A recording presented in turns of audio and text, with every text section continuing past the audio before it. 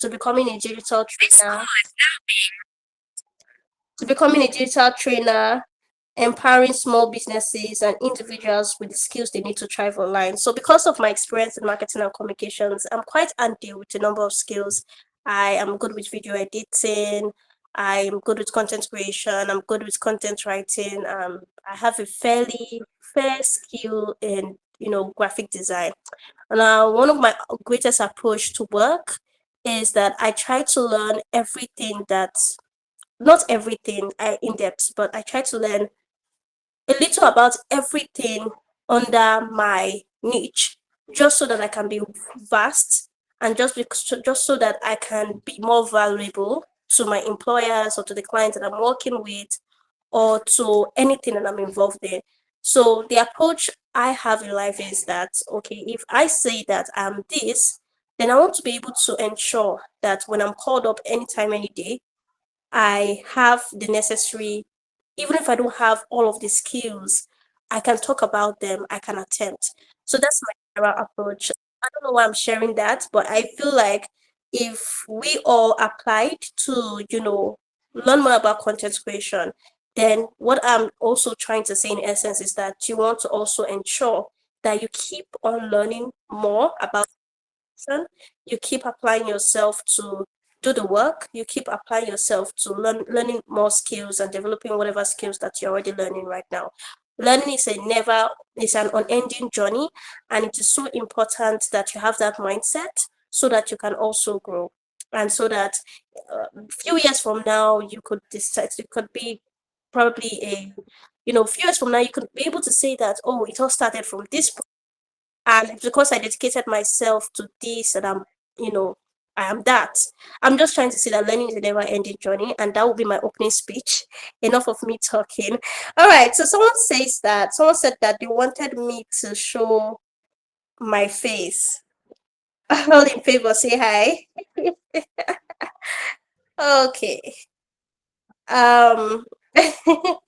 so So the thing is, I really want to show my face actually. Thank you, Hannah.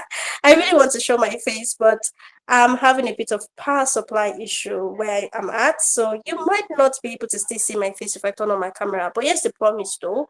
Next week Saturday is a graduation ceremony, and I am hoping that I would be in a better position to show my face. And of course, thank you guys for all the compliments. You all say my voice is soothing. Right now, my voice is a bit croaky, but I hope you can still hear me and we can have a good time on this call. All right. So, let me start by meeting some people and let's get on with the agenda. So, I think the next point in the agenda right about now, um, give me a second. So, we are just going to jump right in. Let's just jump right in, right? Let's talk about the feedback and experience so far, um learning in your learning journey. So I would like us to talk about our experiences. I need one or two or three experiences, and then before we move on to questions, right? Before we move on to questions, so before you ask your question, just share your experiences. We have another time where we can start asking questions. All right, so over to everyone who wants to take the floor.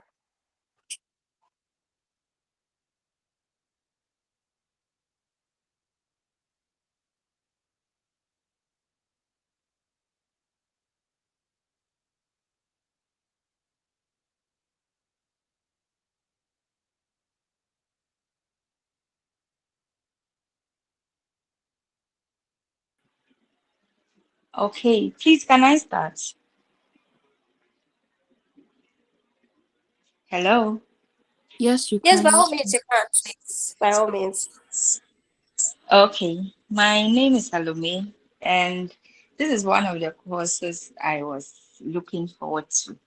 And I must say that I am not I am not the least disappointed. I am so happy I joined. Everything well explained, and um down to details. So I'm enjoying it actually. It's one of the courses that I've enjoyed on this journey. So thank you so much for all your explanations. They have gone down well with me. So thank you so much and keep up the good work. Thank you. Thank you so much, Salome. I'm super glad that you're finding the course pretty interesting and you're not disappointed in your own words. Is there anyone who has similar experience? I hope that the course has been quite beneficial. Please, by all means, share your experiences. I want this call to be interactive as much as possible because we have little time and the time is already counting. So the faster we have conversations, the faster I'm get able to answer questions, the faster we're able to get acquainted with each other. All right. So who's next? Just unmute your mic and speak. Thank you.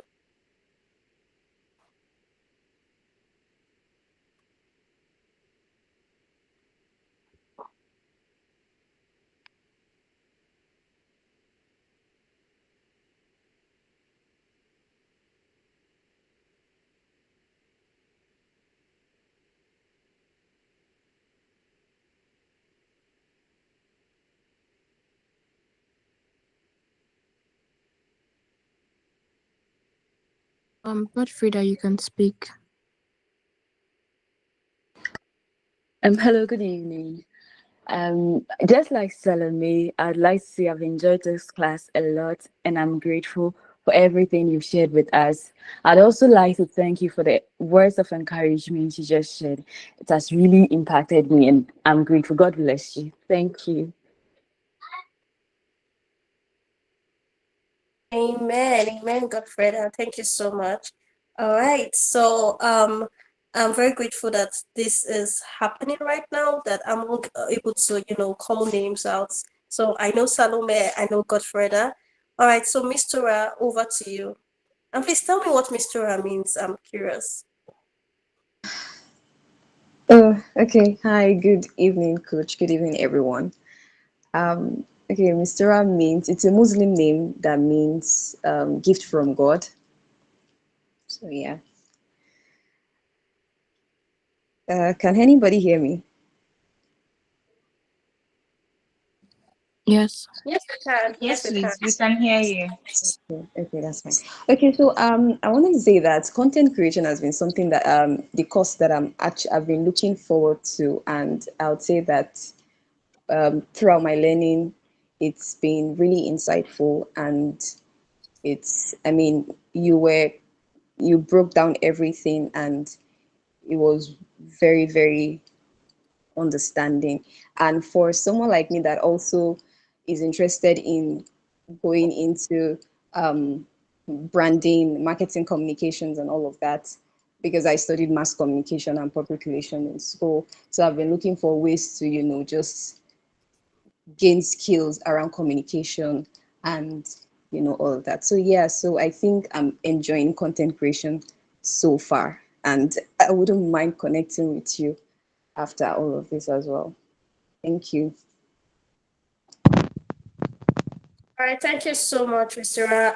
Of course, I'm happy to connect. I'm happy to connect. Before the program ends, I'm going to definitely share my handles, and my emails and how to easily reach out to me. Now, I know that some people have reached out via personal DMs, so it could be a mess. I would actually prefer if more questions are dropped in the group. That way, it's organized, and so that I could, when I respond to one person, other people could also benefit. But by all means, I would get down to some of those personal DMs as soon as possible. So this is me just, putting that out there, so that you don't get discouraged. You get to answering your questions and all. All right, so I'm going to be asking a few questions just to keep things moving, right? Just to keep things moving and all. One of the questions I'm going to start by asking, just give me a minute. One of the questions I'm going to start asking, and like I said, I want this session to be very interactive. Um, so when I ask the question, I would appreciate your responses as swiftly as possible so that we can, learn, share, and keep things moving. So I'm going to ask. The reason why I ask people to share their experiences because I wanted to, be able to get specific details. So I'm going to guide our responses by asking specific questions, and I'm going to be calling names randomly. So let's start with Ellen. Ellen, can you hear me? If you can hear me, unmute your mic and just affirm you can hear me. Yes, I can hear you. Good evening. Good evening. Thank you so much. So, what's one key insight you've gained from the class so far? Okay, sorry, did you say ranking insights? What one key insight? What one Okay. key insight? Okay, actually, one key insight is that I've learned from the content creation class is that they is how to create. When I want to creating content is making sure you're passing a good information and that you are making the information clear, even if it's going to be visuals or through text or imaging or whatever, but you have to make sure that whatever you're passing through, you are making sure that the information is not dropped from whatever you are giving out. So the content is not for you, it's for the public. All right, amazing. So it means that target audience is a key aspect Yeah. of content creation, right? You need to know who you are creating for, why you are creating that piece of content, and what is your goal. And that's where call to action also comes in, right? So Yes, amazing, yes. Thank you so amazing. much. Right. So what about you, Mary? Mary, unmute your mic and let me know one key insight that you gained from this class. You can start by introducing yourself real quick and then just shoot. Go ahead. We're going to get to questions very soon, but I just need us to interact a bit so I can get better acquainted with everyone. Mary, are you on this call? Is Mary on this call? If Mary is not on this, if she's not ready, Esther, can you go ahead?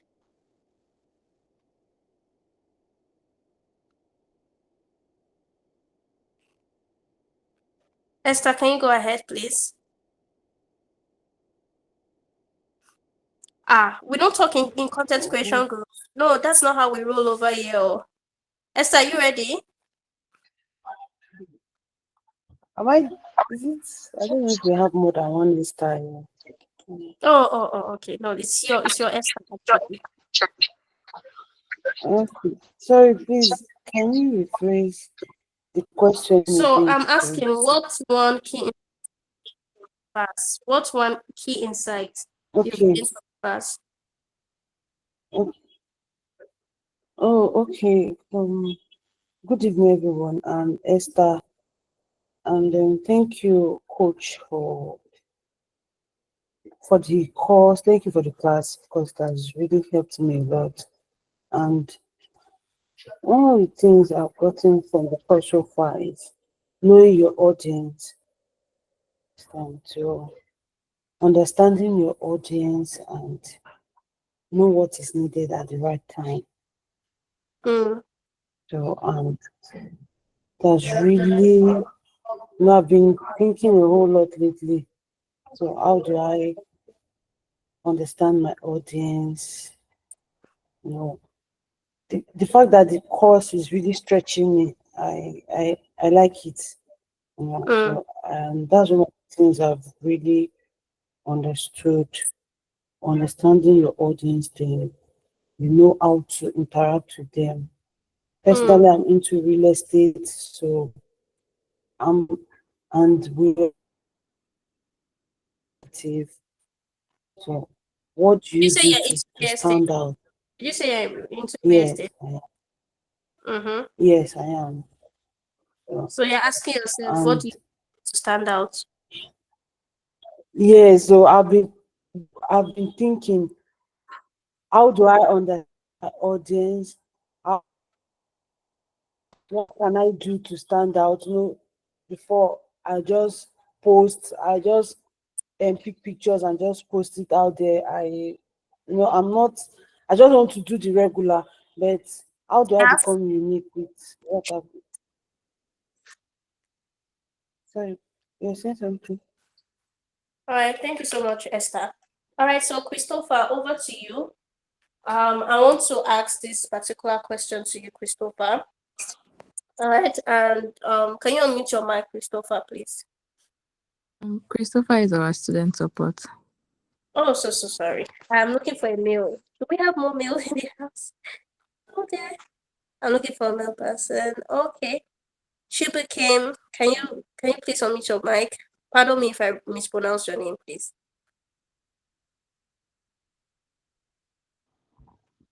Good evening. Good evening. Good evening. So, how are you doing this evening? Hmm? We can't hear you, Chibikim. Hello? Hello? I said, how are you doing? Do you want to share one thing that stands out for you from the class Okay. or something that was eye-opening? Yes, yes. Good evening, everyone. My name is CPK Njemaze. Thank you, Coach. Thank you, coaches in the house. Thank you for the support and all that. One thing, or the things I learned from the content creation is understanding who your audience is. It is like the very necessary thing you need. Once you understand who your audience is, whatever it is that you want to create, no matter the format or whatever it is, you have a guide already. You know who you're targeting, or you know who you're directing this content to.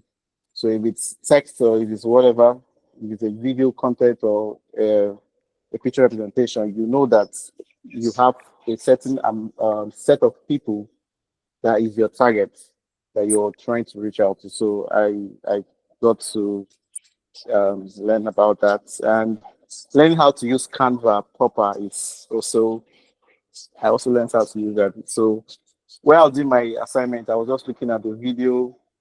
Um, can you hear me? We can hear you loud and clear. Okay. Okay. I love the Yes. fact that you're giving us more details. Okay. Yeah. So when I was doing my own assignment, I was just watching your video. I was just doing copy and paste, and it was interesting. It was nice. Seeing that I could, still through was actually a good one for me. And at least the knowledge is there. So even if you wake me up in the middle of the night, I'll just have to, I'll do it. It's part of me now. So it's part of what I love to do. So All stuff like right. it. That makes sense. Well done, Chibikim. So it seems a lot of people got to understand target audience proper, like that, about that you guys are mentioning that. Because a lot of times when people are creating content, they feel like they're just posting on the internet. It's just about showing up. It's more than just showing up. Beyond showing up, you have to also show up strategically, right? So it's not so much as showing up consistently. Showing up consistently and showing up strategically is very vital when it comes to content creation. So you're showing up consistently because, creating content, the more you create content, the more you get better at it. Showing up strategically will now involve you thinking about your target audience, thinking about the mode of communication you want to use, thinking about ideation, that what kind of ideas do you want to implement to ensure that your message is rightly passed across. So when it comes to content creation, think in two ways. Don't just think, oh, I just want to be posting.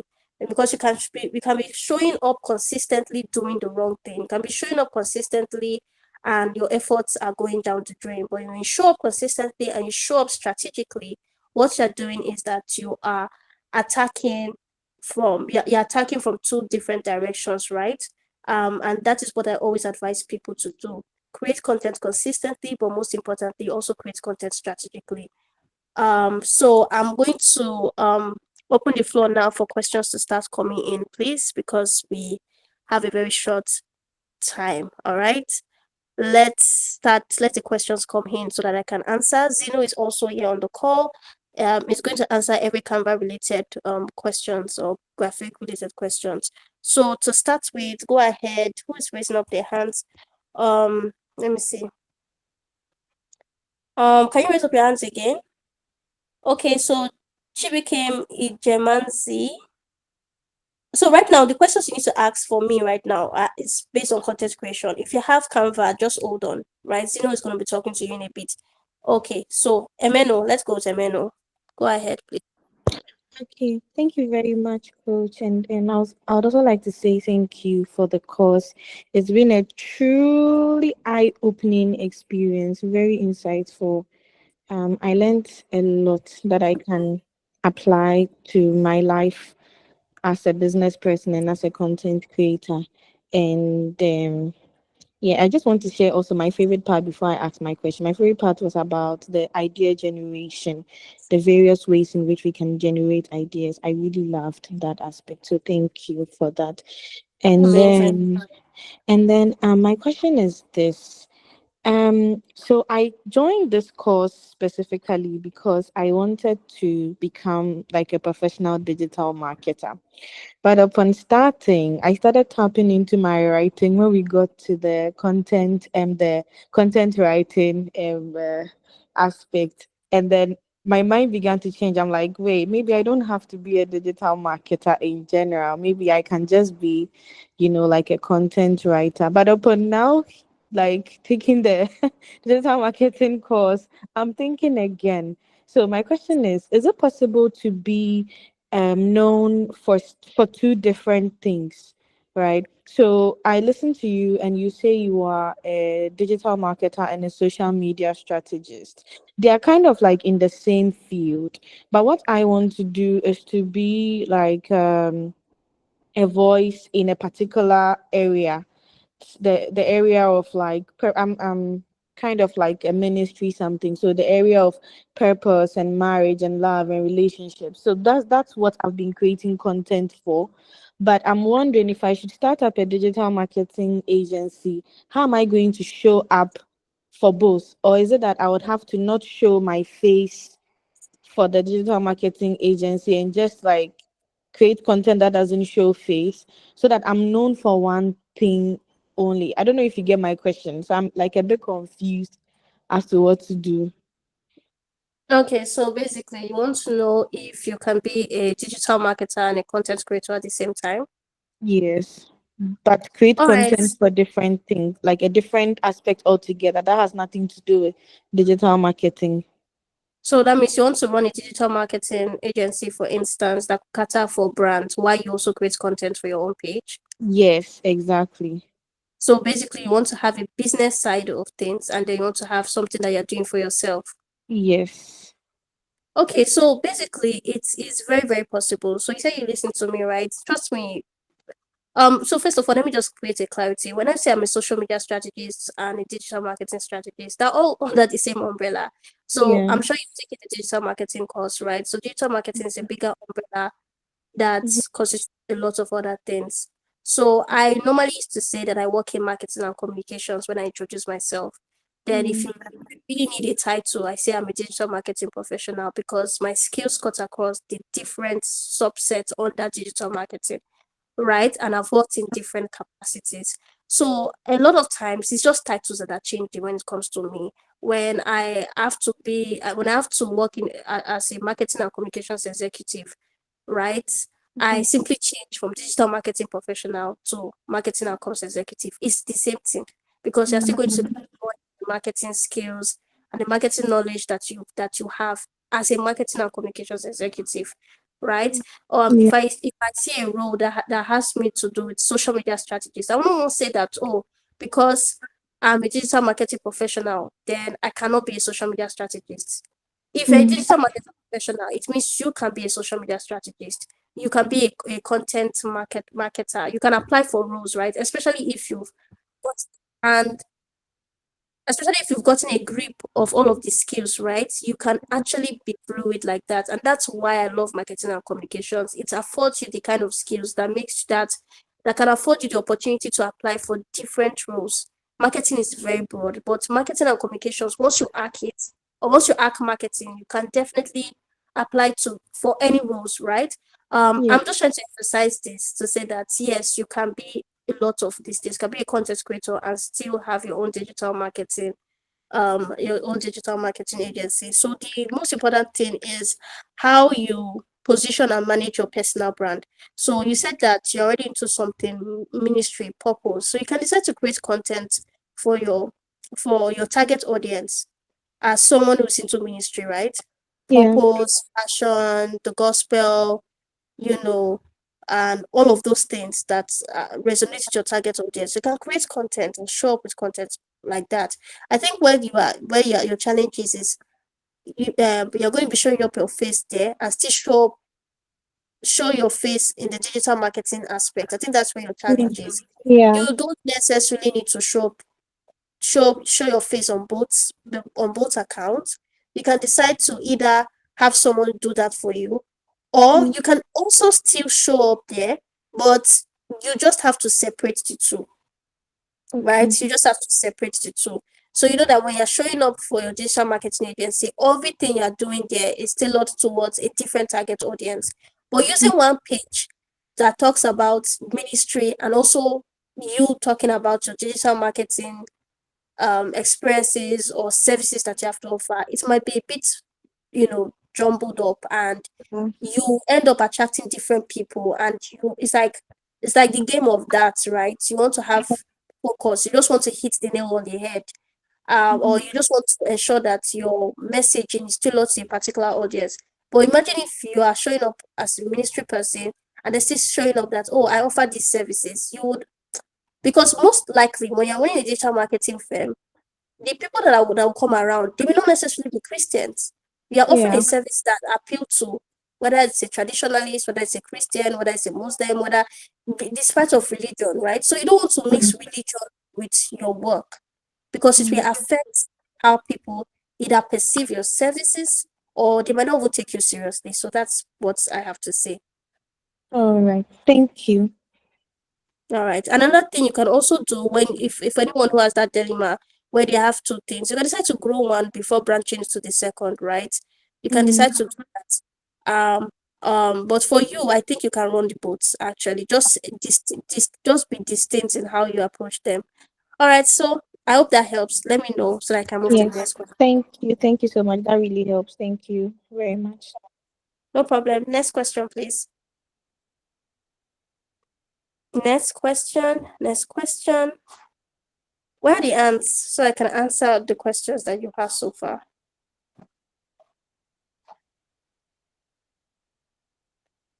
Any question for content creation?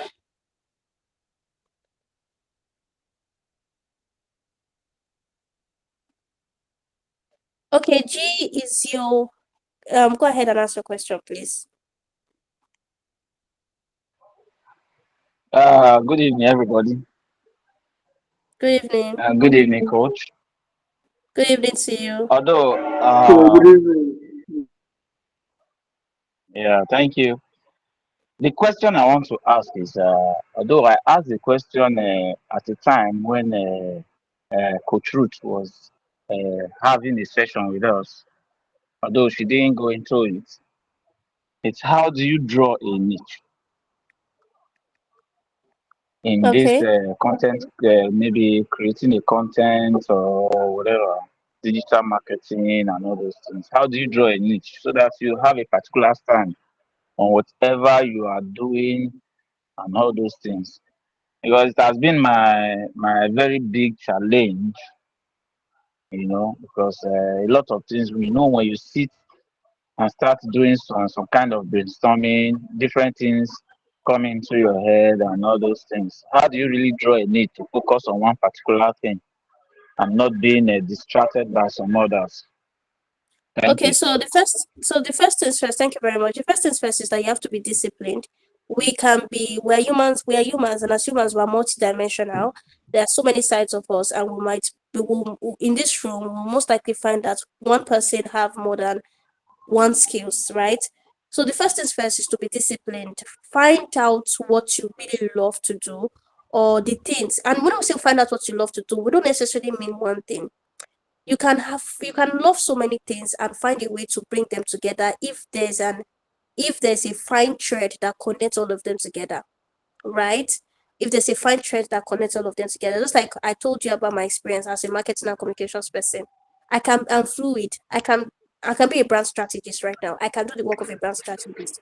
So I picked a niche that embodies my all the things that I really enjoy doing. So it's fluid. So I can show up on my page. Let's say if I was creating content or market, I can still show up and talk about brand strategy because it overlaps it overlaps marketing and communications, right?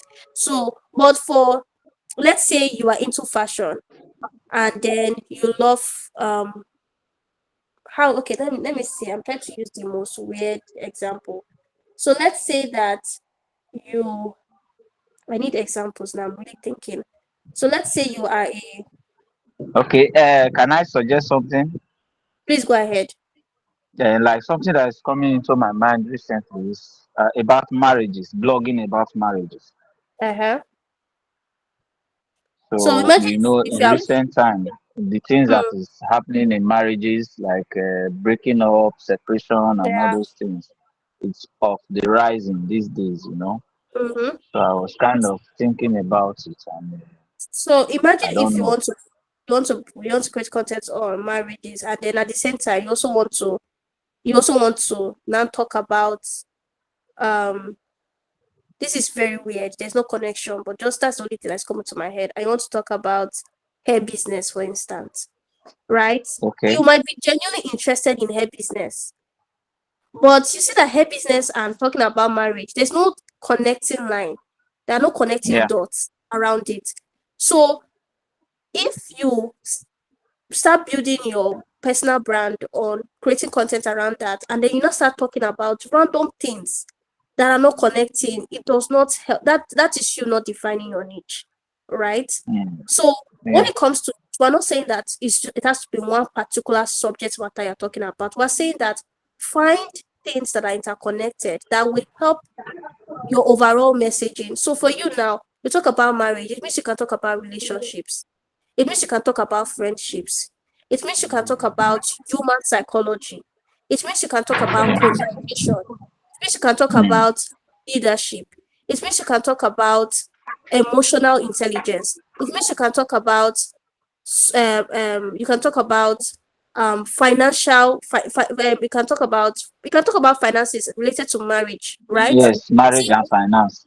yes. You see, I've said many things now that I can talk about. So when we're talking about a niche, we're not saying that, oh, okay, because it's marriage, I'll just talk about marriage. There are many other things that are interconnected with marriage that you can consistently create content about, right? So that is it. So to draw your niche as someone who wants to create content consistently on a subject matter, you need to find the sweet spot between what you love, what you are good at, what people need and what you want to be known for. I need you guys to write that down. You need to find the sweet spots between what you love, what you are good at, what people need, and what you want to be known for. So that is how you are able to come up with a niche. Because when you are able to write down what you love and what you are good at, then you look for then you're not able to describe the people that need what you love and what you are good at, then you eventually get to, you know, the big question of what you want to be known for. So it's very strategic, right? By the time Yeah. you hack what you love, and by the time after writing down what you love, you can now go ahead and say, okay, out of what I love, what am I? Then when you see what you are good at, you can now ask yourself, who is the target audience for what I am good at? You define and describe your target audience. And by the time you are done doing all of that work, trust me, you will eventually arrive to the big question. You arrive at answering the question of what you want to be known for.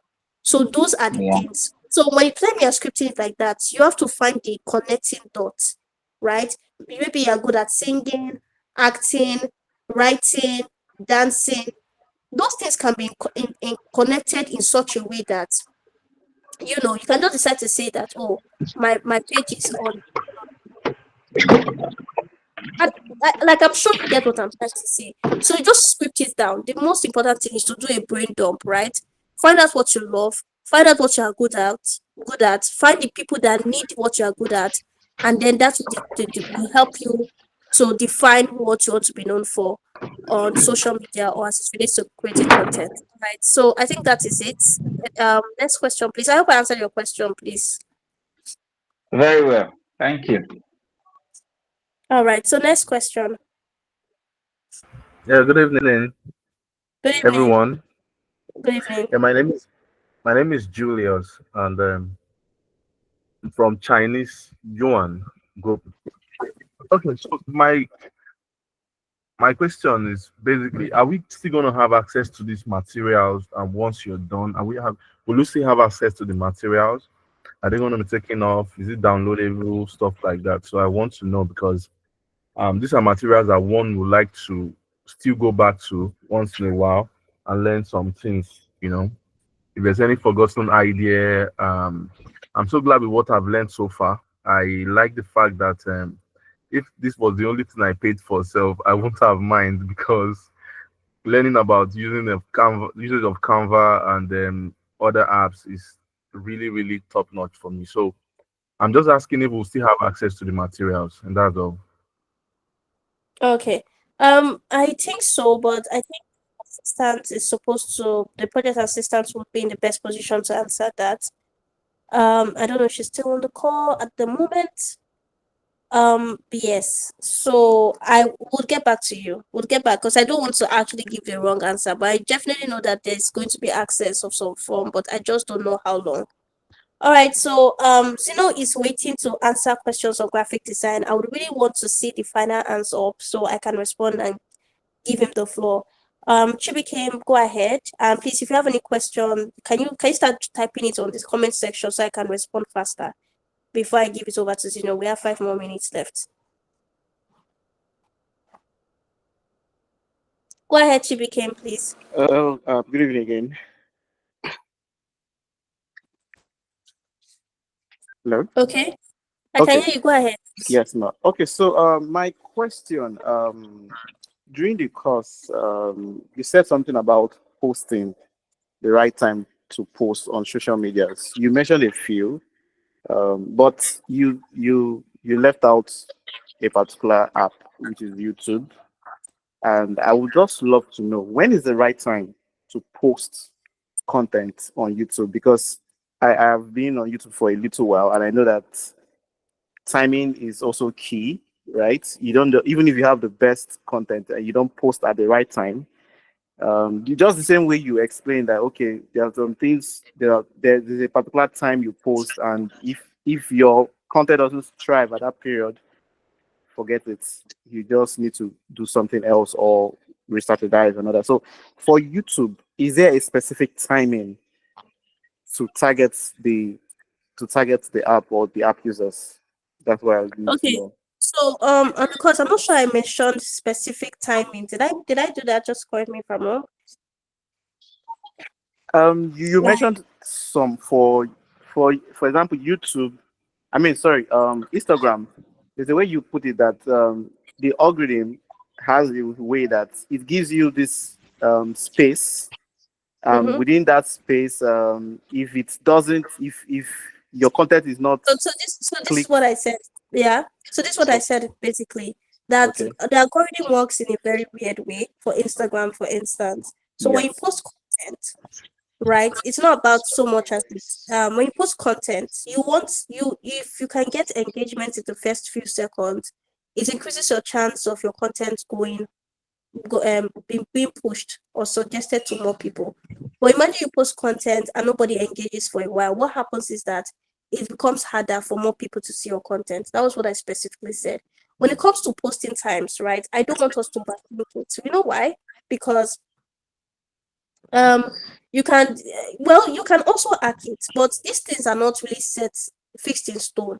There are sometimes that I've, especially working with some brands for my agency, you find out that when you post at certain times, weekends, for instance, there's a brand that my social media agency handle. When we post weekends, we get more engagement. That's because maybe the target audience, they are more relaxed at home and they cannot engage with content as opposed to during the week when they are probably busy professionals. So those are some of the things that you can easily predict. So we weekends we try to post more just so that we can have more engagement. So it's really when it comes to posting time, it's really again based on your audience behavior, right? You need to study how your audience are, especially if you have large following. If you're just starting out, it's hard for you to have such data. But if you have like a good number of following, you can be able to hack. Okay, it's like when I post in the morning, people tend to see it more. And when it comes to engagements, please don't look at comments only, look at views.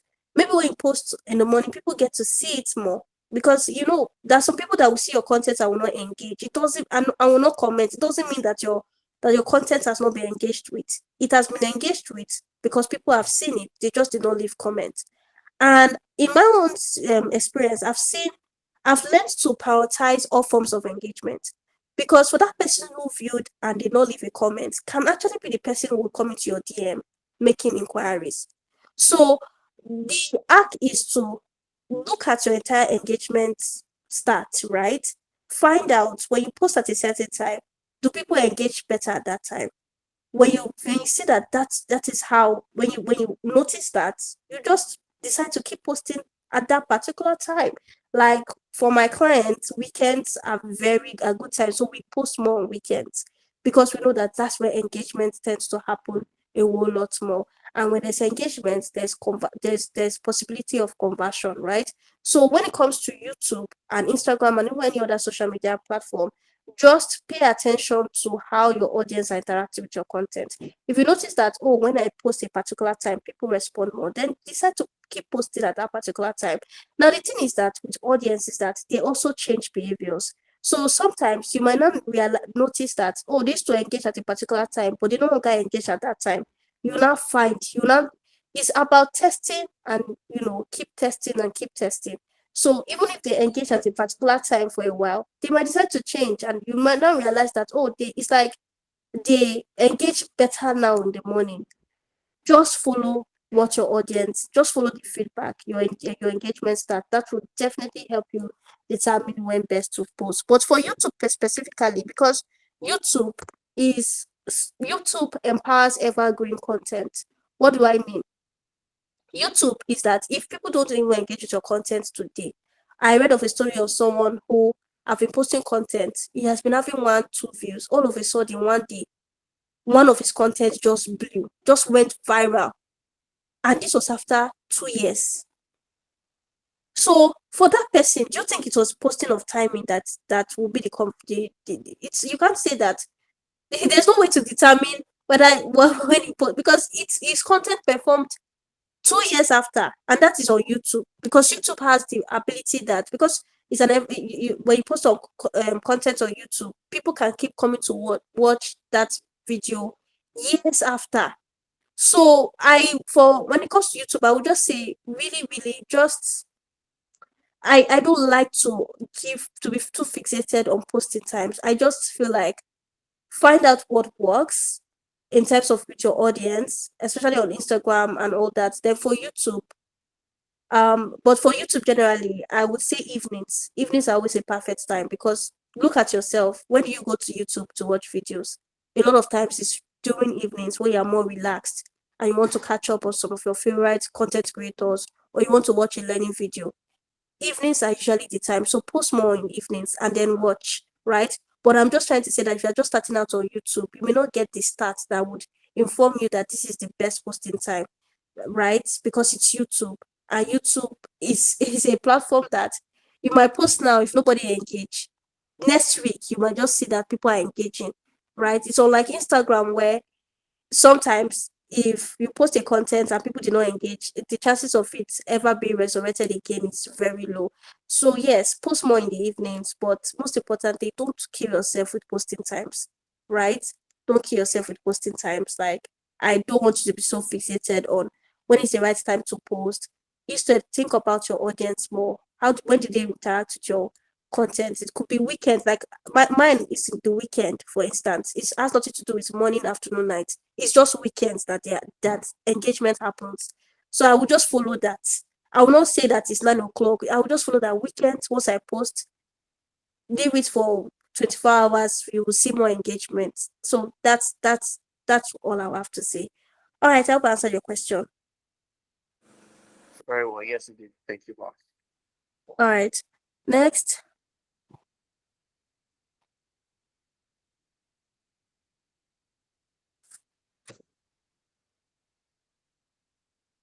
All right, if there's no question, I think Zeno would have to take over now. Any question on content creation? I can't see any hands being raised, that's why. Or should I check the comment section? Let me check the comment section.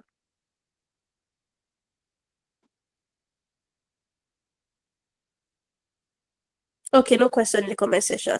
All right, Zeno, over to you. But for what it's worth, ladies, please, I said ladies and gentlemen, everyone, please keep watching the videos. Next week, I'm going to be I'm going to definitely show my face. If you have any questions, keep reaching out. For those who send personal DMs, I would definitely get to them. And then, of course, I will share my handles and would interact more. And I'm willing to, be available to, guide in whatever way I can. All right, over to you, Zeno.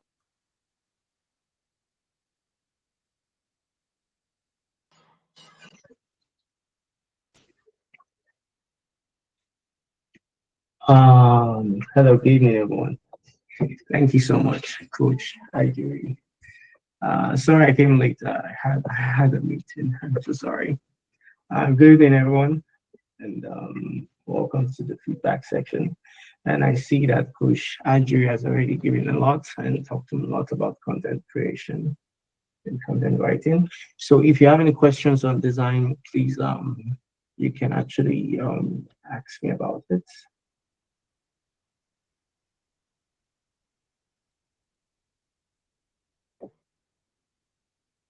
Can we?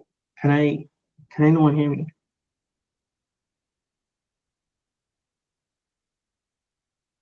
Yes, we can. Okay, cool. Thanks.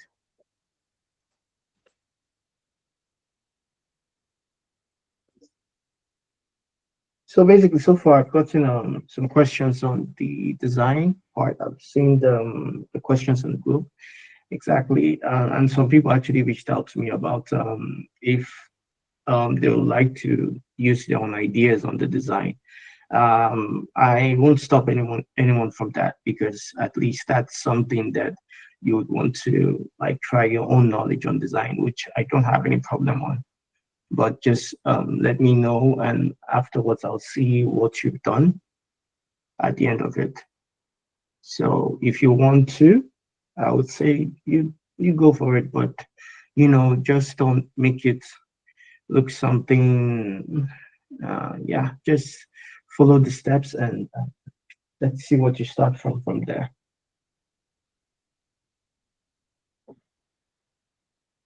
Okay, so if you have any questions on design, you can actually throw them up now.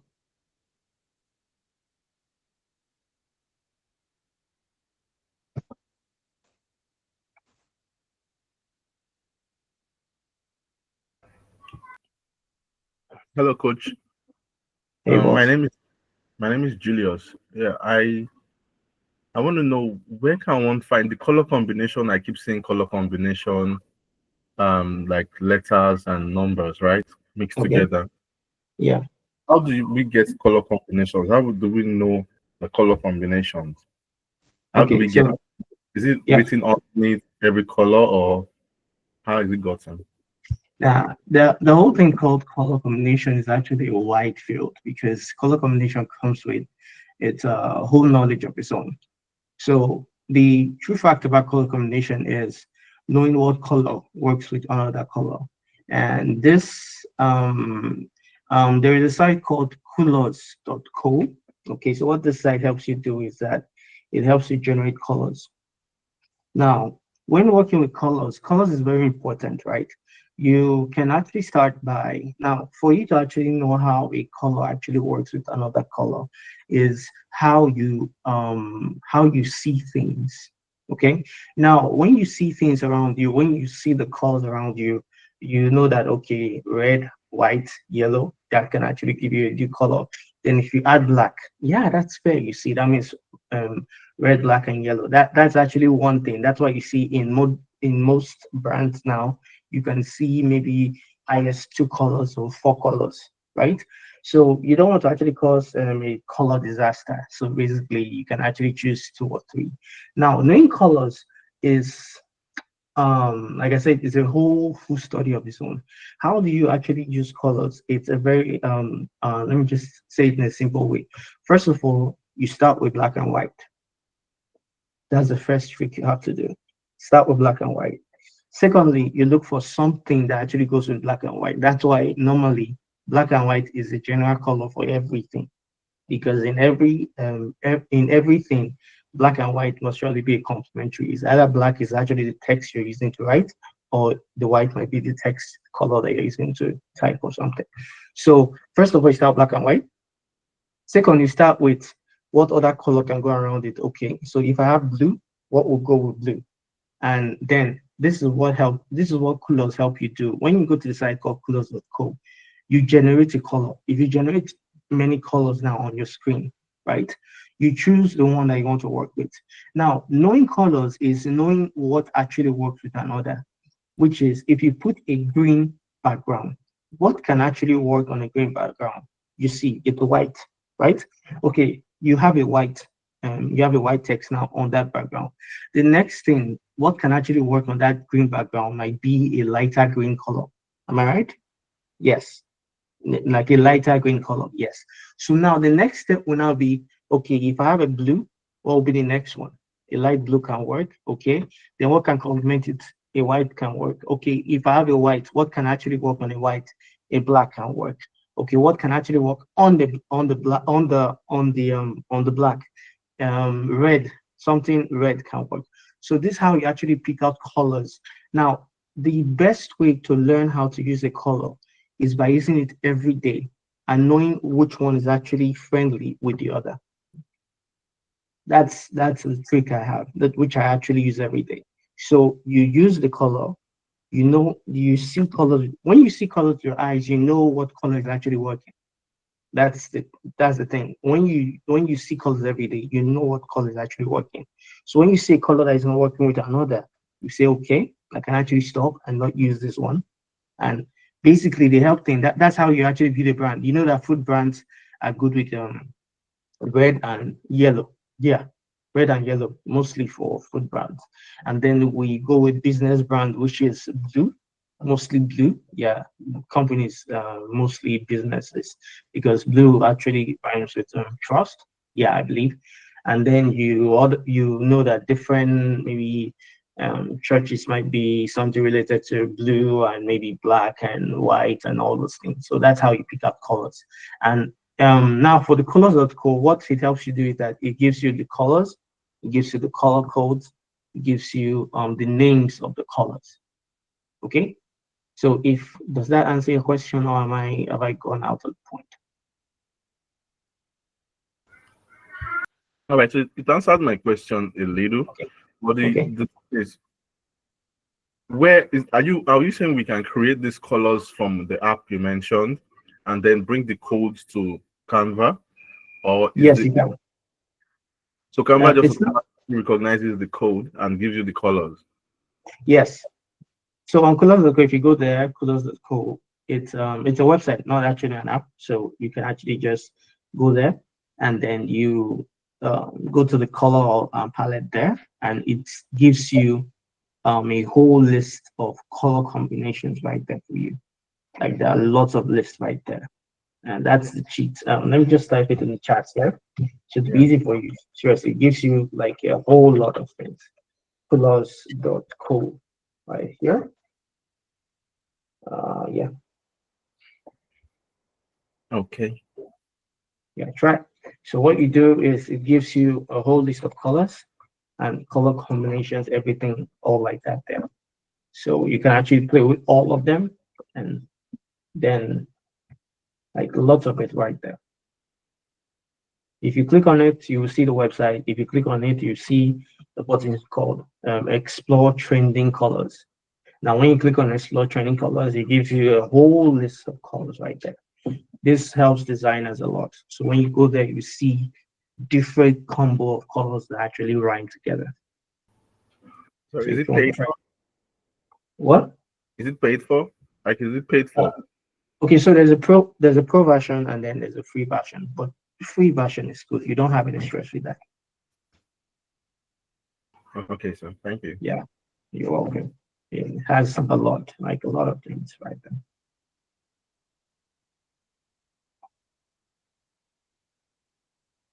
Okay, so any more questions?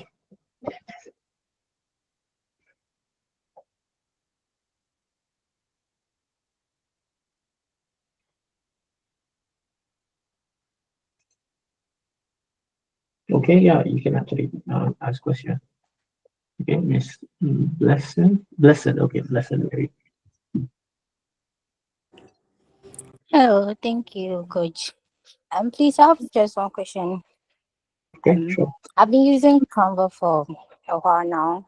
I Okay, think there's one feature I don't know if it's available or not. Trying to apply gradient in text. See, okay, with shapes, I think it's easier. You can just pick it then mix your own gradient. But with text, I don't know. I've not been able to do that. I was wondering if that feature is possible there, or maybe it's not. And if it's possible, if you can help me out with it. Thank you. okay. Gradient in text. Yes. That is something I haven't tried before. Thank you for mentioning that. I will actually look into that, and I'll actually drop it in the group later on. Okay. Okay. Okay. Thank Thank you. you so much. Thank you for putting my attention to that. It's something. Let's try.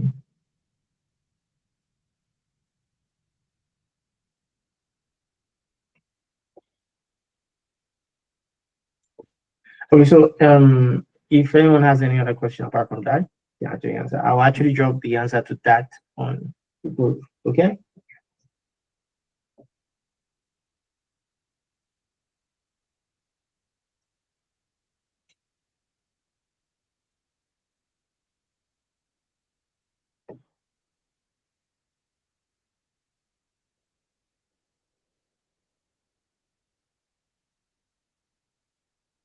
Anyone has any question? Good evening. Good evening, sir. Yeah. Good evening. Yeah, good evening. My name is Busayo. I would like to ask, is there a website where can we download some of the elements that we're provided with to impute in the flyer, the US Bank, the lady's picture and all of that? Are they like specific websites one can download those kind of pictures to create a flyer? Okay. Yes. Yes. Okay. So we have there is a place called Freebie where you can actually download images, and it's actually a paid site. That's one. But then there's a free. You can actually download for free. I think you have a limited of 10 images, and then we have Google itself. You can actually download images from Google, and then we have on Splash. On Splash, you can see free images, but in every free website there is a pro version to everything. That's the that's the whole system now. In every free there is a pro. Everything else that with free we can actually tell. Let's start with CapCut. We all use CapCut free when it came out, but then when they surprised us with the whole you have to pay version, and then when they brought the price, everybody was like, what? That kind of thing. So that's how it's been done. Everything is, you have to pay for almost everything. But yeah, you have on Splash, you have FreePic, you have Google, you have what pixels, yeah, lots of it. Yeah, sure, I will just do that. That's what I'll do. I'll just type them out so you can actually get those from those sites.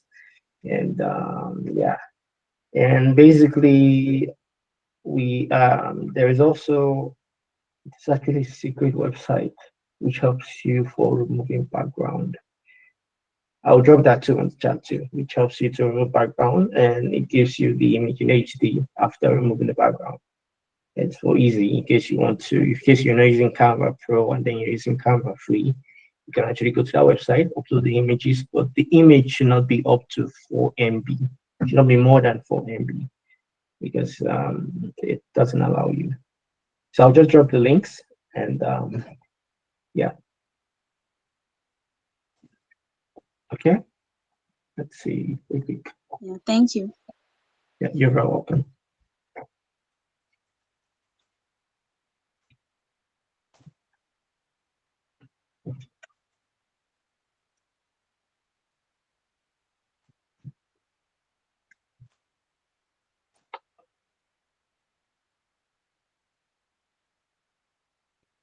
Okay, any more questions?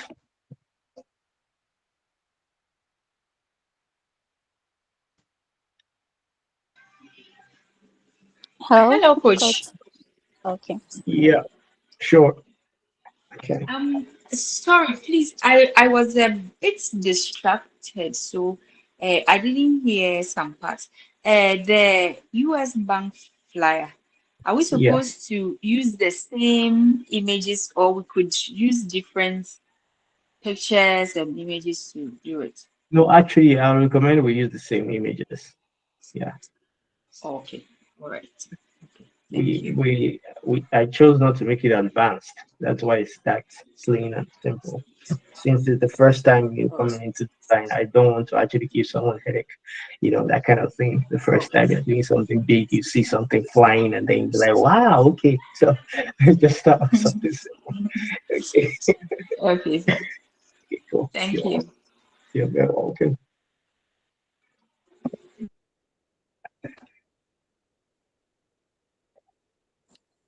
Hello, coach. Yeah. Hello. Yeah. I also wanted to ask one more question, but not really Okay. related to what we've done so far. Okay. It's about mockups. Okay. If you have, a site that offers free mockups, because usually Okay. maybe they're limited and they're not really good. Once if there's one that's it's unlimited and you don't really have to pay, that provides good mockups. Yeah, and also with the sites for um the images she was asking about, I think also Pinterest is also a good platform that you get Yeah. Pinterest. unlimited, Yes. Pinterest. yeah, Yeah. images, some with no background, some with background. So yeah. Yes, yes. Pinterest works too. Yeah, I even forgot Pinterest. Yeah, Pinterest works too. And even I use Pinterest. What? I forgot Pinterest. Damn. Yeah, thank you. And the what's the first question you asked again? By just because of Pinterest. Um, yeah, for mockups. Yeah. So for mockups, the issue now about mockups is that most of the sites for mockups that are free, you have to like download it with your logo. You have to download it with your logo. That's the thing. So if you're actually using there is mockup world. Yeah, there is mockup world. And for people who are using Photoshop, I would say you can use on Blast. You can get free mockups, very quality mockups from on Blast. Then for mockup world, um, you can actually do that on the site, I believe so. Yeah, mockupworld.com. Yeah, this one. And for those who are using Photoshop, um, do I have Photoshop users here?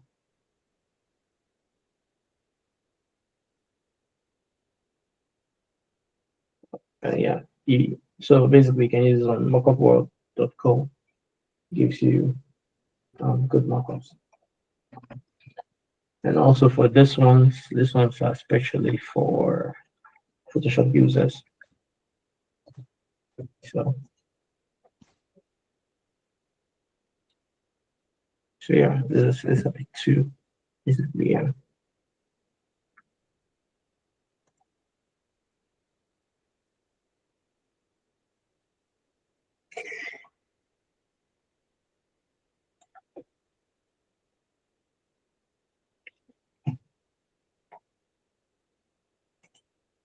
Mm, let's try this. Okay, so any more questions?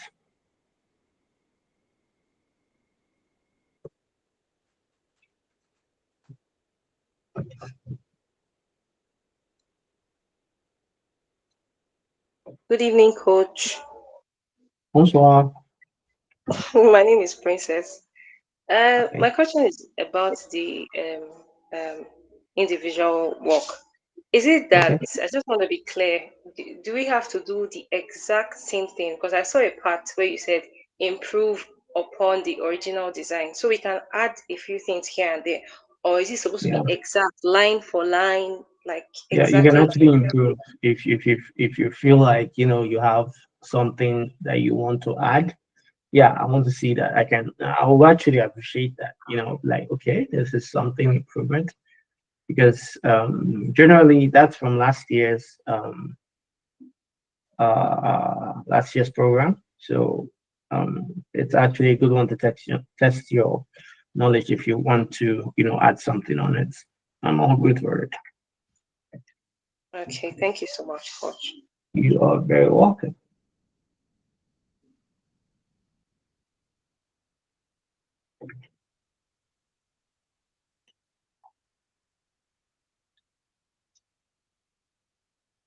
Okay, so 4 more. Okay, so any more questions? Yeah, please, can I ask a question? Yes, you can. Okay. What would you advise? You see, when you go to the canvas, they're already made. What's the name? Is it posters or something that is the already templates? As a beginner, which one will you advise? Do you start from the scratch, or you can use a poster and improve upon it? So for me, when I started designing, I did this whole thing called templates, which is what you see on Canva mostly. So first of all, you start with templates, and then the next thing you ask your, that's the best way to do for me. I would say yes. Then the next thing is to ask yourself, like, if these are templates, how do we create these templates? So you can try to put the template on top, and then you create the next page, which would be empty. And then you pick out the things that you see from that template and you create it by yourself. That's a good way to improve. Okay, thank you. Yeah, that's a very good way. Uh,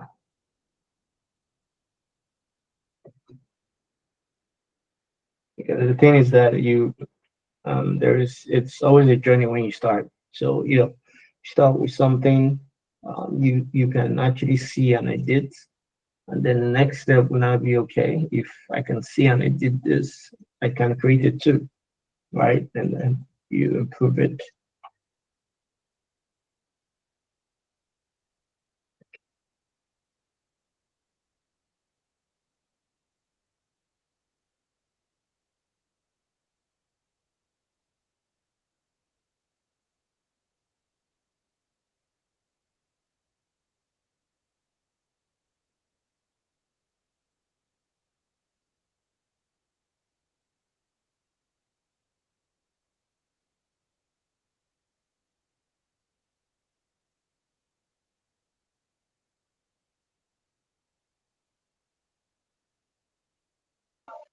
Okay, Coach, I have another question. Hello, Coach, can you hear me? I think his Hello. network is having problem, so you can wait a few minutes. Okay. For the break-in transmission, Okay, it's back. Okay. Coach, I have another question. yeah, sure, please do. I know we didn't enter design class like in depth, or we've not gotten there. But I would like to ask, like, what are the basic things to look out for when you have done a few designs, and then in my eyes they are good, but then I'll send Mhm. it to maybe a friend that's a professional designer, and he will spot It like breaks your 10 heart. things, 10 things that I did wrong. So Yeah, it breaks your is heart to there like understand. a Yeah. is there like a checklist? Is there something these basic things I should look out for after doing a design?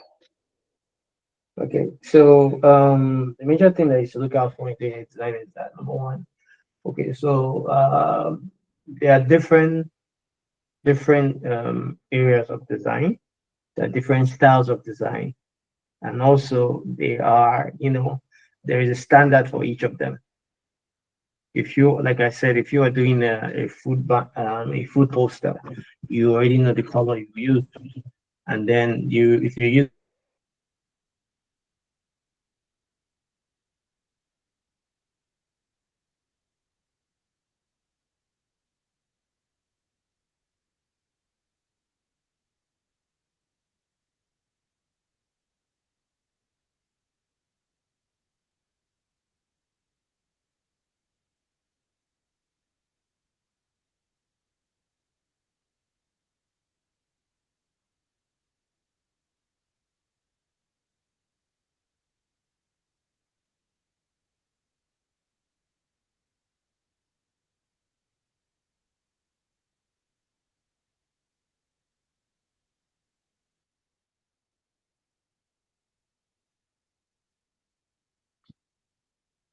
Hello?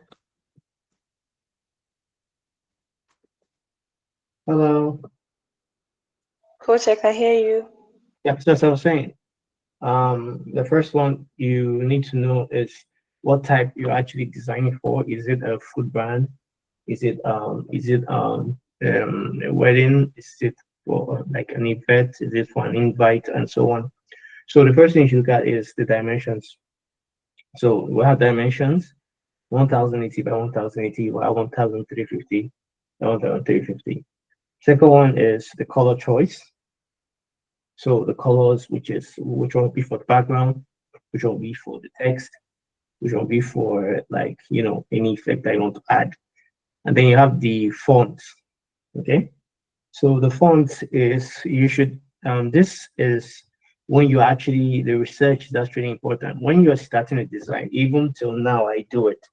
So what you do is that you go online, you look for something that relates to what you're doing. And this is where Pinterest comes in. Right? You can go online on Pinterest, search for the like what you're designing. Maybe it's for a hair banner, okay, like a hair poster. You say, okay, maybe beauty poster ideas, and then it gives you like a lot list. So it gives you that many things. So what you do now is that you pick the ideas and then you see the fonts that you are looking for. And this is where searching a font comes in. So maybe you don't know the name of the font and you like it. Maybe that's what you want to use. And this is where you go to what the font. Yeah, that's a website too, another website, what the font. And what the font helps you actually have the picture of what you have.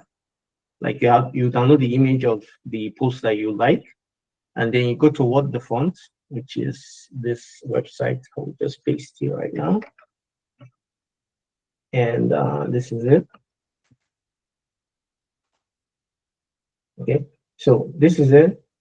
So this is the site. You go there, you upload it, and then it gives you select the font from the design you have there, and then it gives you the name of the font. You go, you download it from thatfont.com.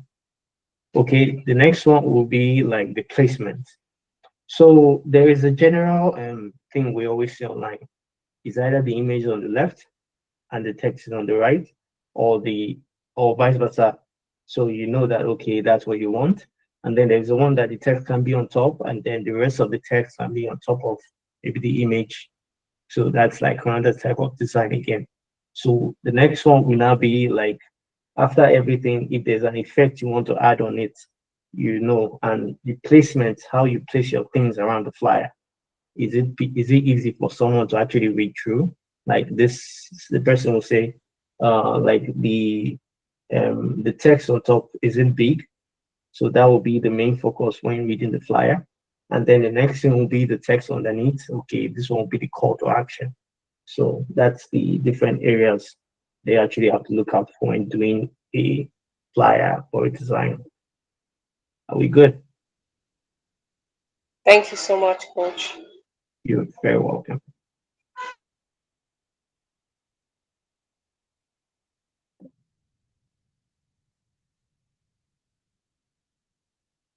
And also to add to that, you can actually do something. Okay, so when you see that design you've seen online that you like, you're actually free to actually recreate that thing. That will now give you an idea when recreating it. And then you design the one that you know that will actually work well with what you are currently doing. So you can do that too. Okay. Yes, Coach. Thank you so much. Okay. So I think let's have a question too. Okay, I just wanted to add up to the tips you're giving.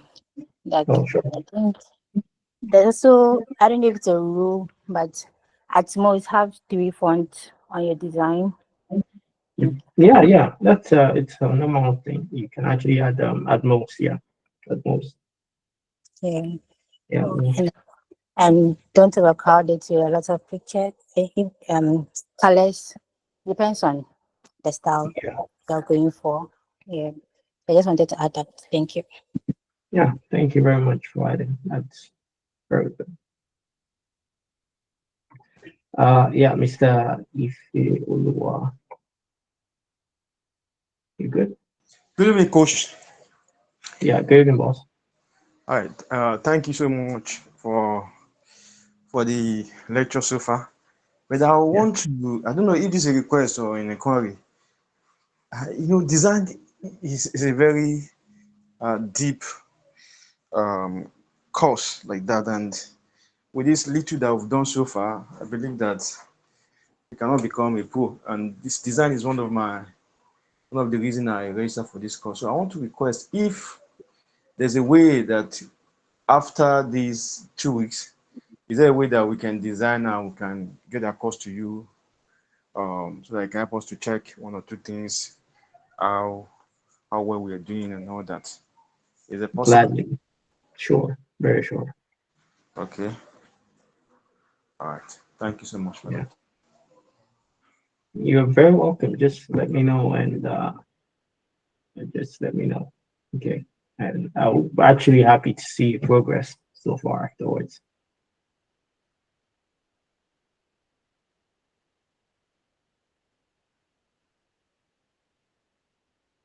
Okay, so anyone else? Okay, Mr. Amize, cool. Good evening, coach. Thank you so much for this while. So I just wanted to ask, I don't know if you have said something about that. Like when you are designing the church flyer, there are Okay. some background that you brought in. So I wanted to ask, was it the person that made request for the design that gave you those background, or you chose them and downloaded them maybe based on the company brand and all of those things? Yeah, So I chose them. It depends on the client, though, but in this case, I chose them. So because when doing a design, it's two ways. You have the client, and then you have your way. So in design, it's actually it comes with headache too, because when you finish doing a design, you see a client coming back to you and telling you that I don't like this, I don't want that, I don't like this picture, so you have to change it. And then sometimes you are allowed to be creative, and that's what I did for the church flyer. You just add something that relates to what you're designing. So if it's a crusade, you know that you can have people worshiping, or a Sunday worship service, people worshiping in the background. And maybe you can add a church picture, any of it that relates to what they want.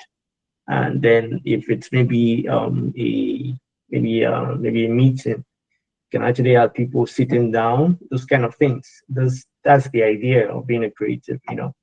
You add something that relates to what is happening on the flyer. You cannot say you're actually going for a church event and then you're adding a party flyer, people in the bar. That's not happening. We've seen it. We've seen it sometimes. We've seen it happen.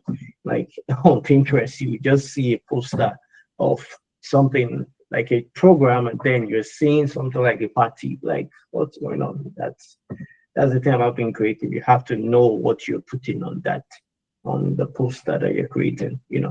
Let it flow. Yeah, that's it. okay, thank you, sir. Yeah, you're welcome, boss.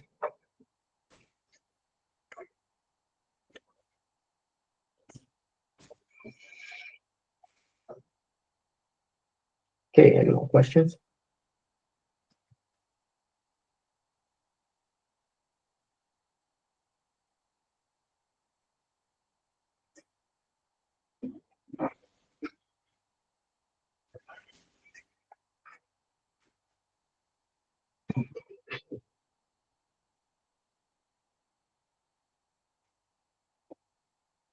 Another thing, I like the way you actually the way questions are being asked on the group, and then someone else actually answer it. I love that.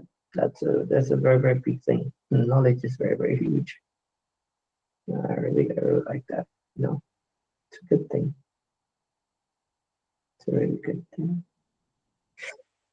Um, okay, so do you guys have any questions? Like any more questions?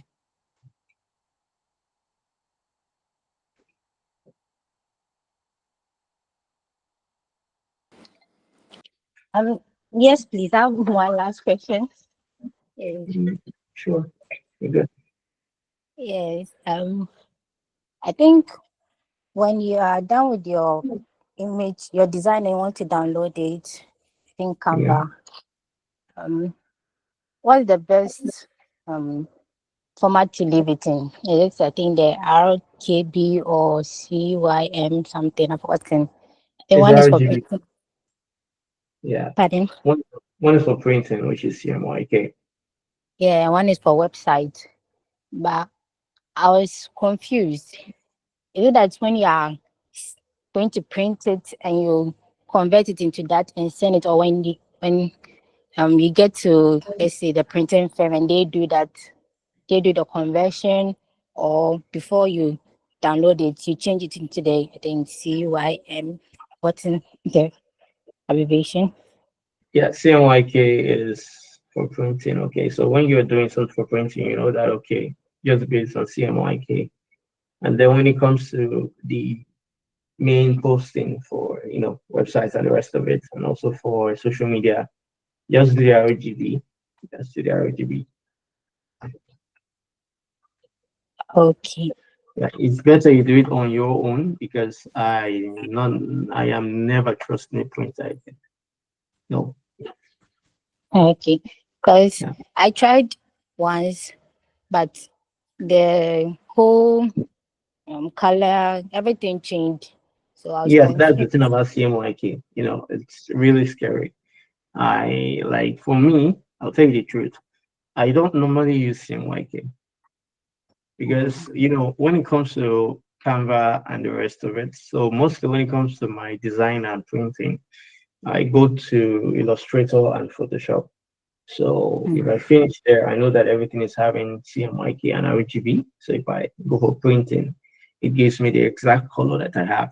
So I don't have any stress. Oh, Yeah. okay. Yeah. So can I say? Okay. Thank you. You're very welcome. Sorry, but let me come.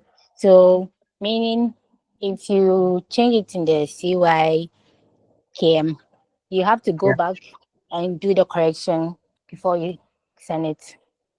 Yes. And then Okay. the issue you have because changing colors from one to another and from this one to it really destroys the color thing. Yeah, Yeah. really, if you've done it, it really destroys. So it's better you actually leave it with the RGB, and then when you get to the Okay. printer, they change it. If they do, they change it from there. You don't